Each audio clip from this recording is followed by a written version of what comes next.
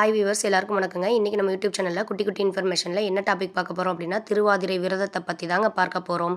மார்கழி மாதம் திருவாதிரை நாளில் திருவாதிரை விரதம் தொடங்க வேண்டும்.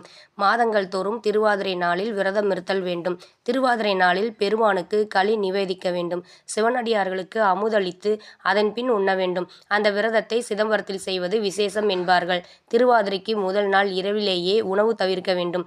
தூய்மையான மனத்துடன் சிவபுராணத்தை படிக்க வேண்டும். திருவைந்தெழுத்தை ஜபித்து கொண்டே இருக்க வேண்டும். சிவ தியானத்துடன் உறங்க வேண்டும். திருவாதிரை நாள் காலையில் பிரம்ம முகூர்த்தத்தில் எழுதல் வேண்டும். நாள் கடனை முடித்த பின்னால் புண்ணிய நதிகளில் நீராடி சிவபூஜை முதலியவற்றை முடித்துக்கொண்டு கோவிலுக்கு செல்ல வேண்டும். அங்குள்ள நடராஜரையும் சிவகாம சுந்தரியையும் வணங்கி ஆராதிக்க வேண்டும். அன்று இரவும் சிவ தியானத்துடன் இருக்க வேண்டும்.